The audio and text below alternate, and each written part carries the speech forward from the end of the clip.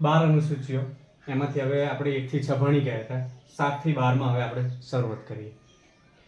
7 નંબરમાં રાજ્યો અને કેન્દ્ર વચ્ચે સત્તાની ફાળવણી. જો મિત્રો 7 સત્તાની ફાળવણી થઈ ગયું યાદ.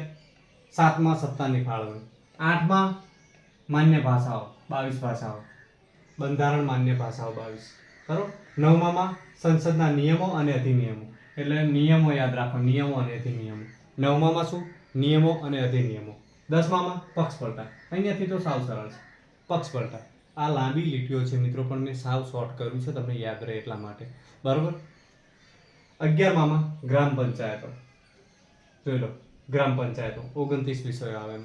12માં નગરપાલિકા અને મહાનગરપાલિકા અને 18 વિષયો છે ને સરળ મિત્રો. હવે આપણે શરૂઆતથી હવે પાછી શરૂઆત કરવાની છે. 7માં સત્તાની ફાળવણી યાદ રાખવા માટે ધ્યાન રાખજો ખાસ કરીને. 8માં ભાષાઓ, 9માં નિયમો અને અધિનિયમો, 10માં પક્ષપલટા, 11માં ગ્રામ પંચાયતો અને 12માં નગરપાલિકા અને મહાનગરપાલિકા. તો તમને 1 થી 12 પરિશિષ્ટો યાદ રહ્યા છે અને હજુ એકવાર આખું આપણે રિવિઝન હું કરી જઉં છું. અનુસૂચિ 1 સંઘ અને તેનું કાર્યક્ષેત્ર, બરાબર, સંઘનું નામ અને તેનું કાર્યક્ષેત્ર. બીજામાં વેતન અને ભથ્થા, આપણે શોર્ટમાં યાદ રાખવાનું છે એટલે હું શોર્ટમાં બોલીશ, બરાબર. ત્રીજામાં શપથ અને પ્રતિજ્ઞાઓનો નમૂના. ચોથામાં રાજ્યસભા અને કેન્દ્ર શાસિત પ્રદેશોના બેઠકોની ફાળવણી, એટલે ચોથામાં બેઠકોની ફાળવણી એટલું યાદ રાખવાનું. 5માં અનુસૂચિત જાતિ અને અનુસૂચિત જનજાતિ, આનું ખૂબ લાંબુ નામ છે પણ આપણે અહીંયા આટલું યાદ રાખવાનું છે.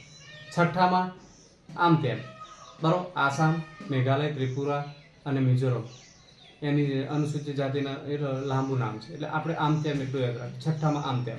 7માં અહીંયા સત્તા યાદ છે ને તમને, 7માં સત્તા. પછી 8માં માન્ય ભાષાઓ, 9માં નિયમો અને અધિનિયમો, 9માં નિયમો અને અધિનિયમો, 10માં પક્ષપલટા, 11માં ગ્રામ પંચાયતો, 12માં નગરપાલિકા અને મહાનગરપાલિકા.